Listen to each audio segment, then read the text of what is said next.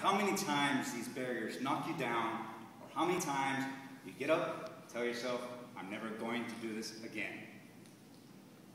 A stubborn determination will grab hold. Fellow Toastmasters, dignitaries, and honored guests, what I'm talking about is a wall. A wall you hit when all your body's glucose stores have been depleted. This wall is most commonly found mile 20 of a marathon. Let me take you back 6 years to the first Sunday in March, just 2 months after I moved to Los Angeles. I was watching live TV coverage of the Los Angeles Marathon.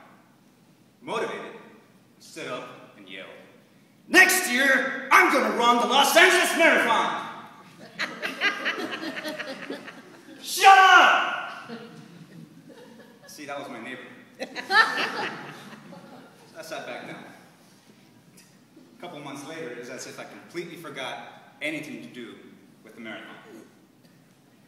Or so I thought. But as soon as I found out registration had opened up, I jumped off the couch and went to go pay my $85 registration fee. $85. That's it. No turning back. They don't give refunds. So that was when I Googled, how do you run a marathon? What Google told me was that I should be able to run a 3-hour marathon. To do this, I should run 4 to 5 days a week, 30 or 45 minutes a day, except for weekend long runs, which increased in 15-minute increments every week to peak at 3.5 hours. Confused? Well, so was I. Nevertheless, I did a 3-month training program and I showed up at the start. First half wasn't so bad. Second half, not so good. That was when my right hamstring started hurting. And then all of a sudden, both my calves just tightened up. Just like clockwork. Mile 20, I hit my first marathon wall.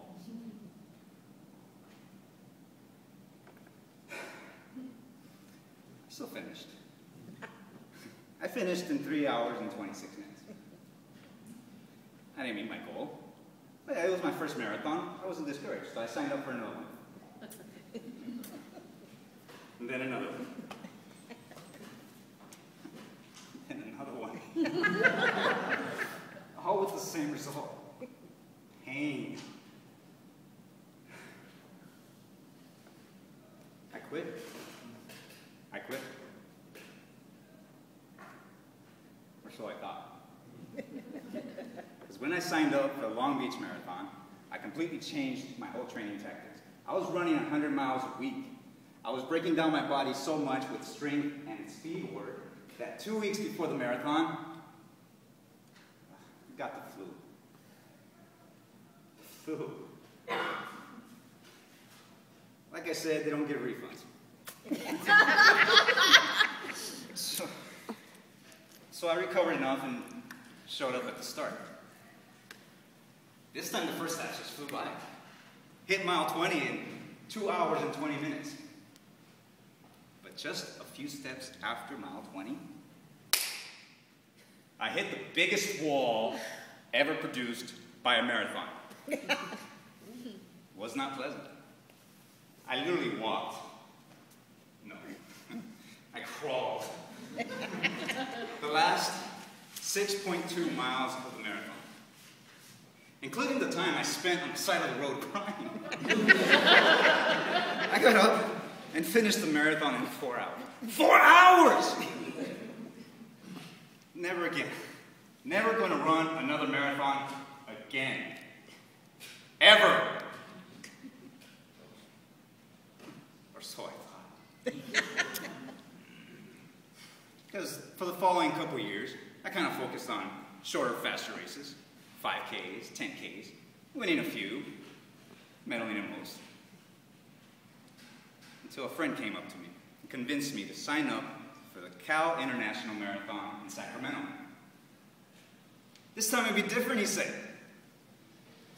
This time, he'd be my training partner, and he was actually bringing in a coach. So on that foggy December morning, he confidently showed up at the start. This time, the first half went great. I even left my training partner behind. Mile 20, 2 hours flat. That's 6 minutes per mile.